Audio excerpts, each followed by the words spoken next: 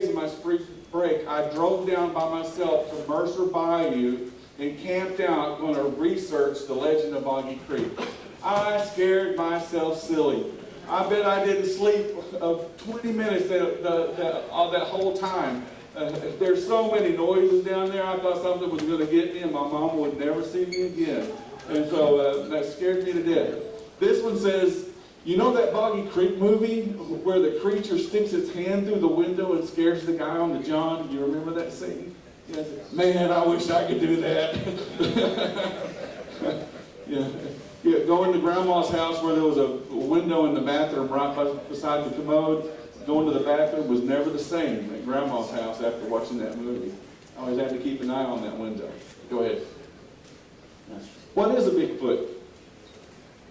You don't really know what it is. Some people say, oh, you're just seeing a bear out there, seeing a bear. This woman is talking to her husband here, and he's holding a newspaper, and she says, they misidentified me as a bear again. Bears have snouts. I don't. Bears have shoulders. I do. Bears have big rears. Wait, honey, do I have a big rear? Honey? He just doesn't know how to answer that. My wife likes this one for some reason. Go ahead. Okay, here we go. A lot of different Indian tribes across the United States. If you haven't seen Kathy Crane's book, Giants, Cannibals, and Monsters, is a great book. It's all kinds of Indian traditions from every major tribe in the United States about these creatures. Every one of them had legends about these creatures. A lot of different names for this creature. Same creature, a lot of different names. This guy's talking to his son here, and he's looking at a photo album, and he says, I'm from the Bigfoot line, your grandma being a Sasquatch, and your grandpa being Oma, another name for a Bigfoot. Your mother is from the Wendigo family, with a little critter and booger mixed in, but we don't talk about that. Some of those things are in every family, I guess. Go ahead, D.W. Some of the stuff that we do as researchers may seem a little strange. One of the big popular things in the last 10 years or so has been the camera traps that you can put out. They became popular with the deer hunters, and I had a lot of great success. I was really surprised to see those pictures that Randy had because most of the time you just don't see them. Some people speculate that maybe the Bigfoot with its eyesight can see the infrared that the cameras put out. And if they can, it's like seeing a flashlight in the dark, and they can just avoid those beams, those red beams. So who knows? Here's a Bigfoot, and I love drawing Bigfoot with different ways. And this guy has a shower cap on, of all things. A shower cap and a scrub brush and a towel, and he's looking at his pond, and there's camera traps all around it. He says, Sasquatch has had just about enough of these cameras and surveillance equipment. Can you imagine finding a Bigfoot with a shower cap? Go ahead, D.W. Camera traps can be elusive. They can fool you. You might think you have something on there, and then it could be something else. I know the MABRC had researched one that really looked good, and it come to find out it was a man in some type of what was his coat made out of? Some kind of nylon that reflected. Real tree camouflage pattern, and it really made it look hairy. It's just the way the light reflected off of it, and really looked like a Bigfoot, but it wasn't. This says, staying just far enough away to be detected, the animals play another trick on the camera. And I'd love to see that. That'd be a camera that has a picture in itself right there. Go ahead. All right, and this is one that always gets people. Another picture of a stupid squirrel. You know, you can just see that Bigfoot holding that squirrel in front of the camera, you know, taking those pictures. Another picture of a stupid squirrel. Okay, go ahead. All right. Sometimes we just draw a cartoon because they're funny. You know, Bigfoot practical jokes, you know, fake boots. You know, you go out there and you see, we saw fake boot prints yesterday, you know, out down by the creek. There were boot prints all over the place. And I just had this mental picture of Bigfoot walking around with boot soles on the bottom of his feet. Go ahead.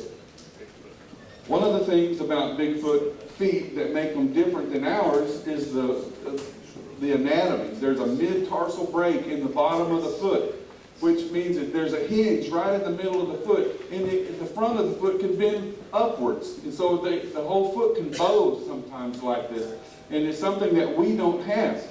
And so it's called a mid-tarsal break, and these two Bigfoot are looking at their feet and says, no way, when I was a kid I broke my mid-tarsal too. So, mid-tarsal break. All right, here we go. And you always want to get that cast that has the dermal ridges. Dermal ridges are kind of like your fingerprints. And some footprints have dermal ridges in them that are identical to casts that were made 50 years prior to that.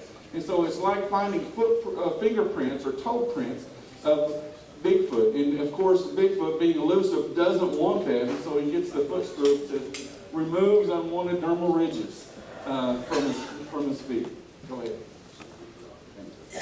And I threw this one in for Big Jim. He has on the internet a cast collection. If you are interested in seeing a lot of different kinds of casts and information about footprints and stuff like that, you can look that up. And I have to fall prey to this too. I have a cast collection of my own, and I like to see these different footprints. And I can just see somebody having a phone interview about his collection, and the collection crashes down and he's buried by the collection. It says, ironically, in the middle of a phone interview about his massive cast collection, he was accidentally buried alive by said collection. You got to be careful with these Bigfoot research. Go ahead. Most people that see a Bigfoot aren't researchers. They're driving down the road and something steps out in front of them. Or they're deer hunters out in the woods and they see something that they've never seen before. Here's two Bigfoot talking about this deer stand up there, and one is saying, yeah, they call it a deer stand, but I've never seen a deer up there. And so if you're not a researcher, keep your eyes open. You probably have an ability to, opportunity to see something that maybe researchers don't, simply because of where you live and where you frequent in this area. Go ahead.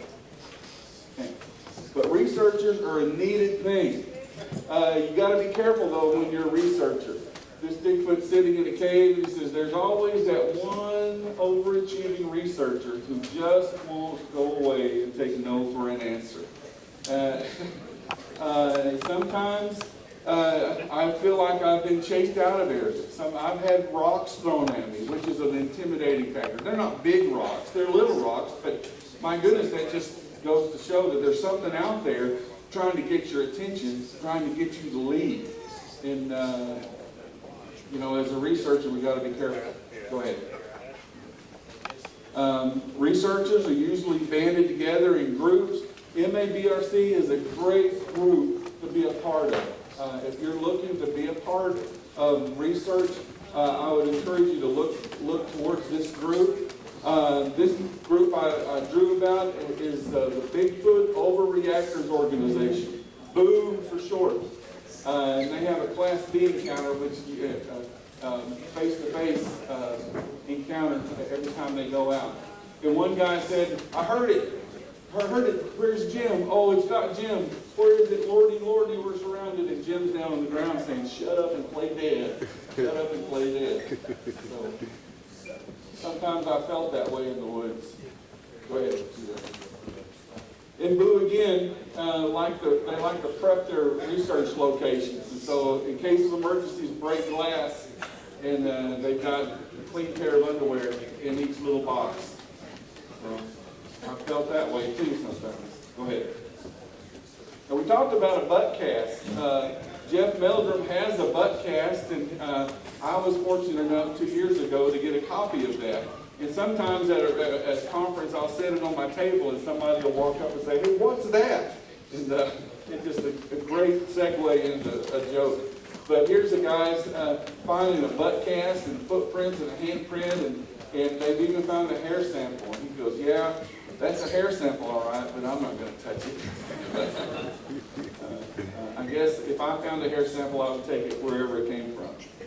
the reason why we use tweezers. Tweezers and rubber gloves, right? That's right. That's right. Here I am again. It says, eager to use his new call blast equipment, Bob searches unsuccessfully for hours for a plug-in. I don't know if you've ever used call blast equipment before, but it's really fun and it's really kind of eerie too. There's all different kinds of things that you can blast. It's getting a bullhorn and a tape recorder and just echoing through the woods some kind of call that is a known Bigfoot call or a suspected Bigfoot call, or maybe children playing, something that is interested in it might come in. I'm not going to play like a scream or of aggressive gorilla somewhere. I don't want something coming in challenging me. And I'm not going to use a baby crying either. That's all I need is a 500-pound monkey with maternal instincts coming to look for a baby crying and can't find it. She's going to pull my arms off looking for the baby, and I'm not going to use that either.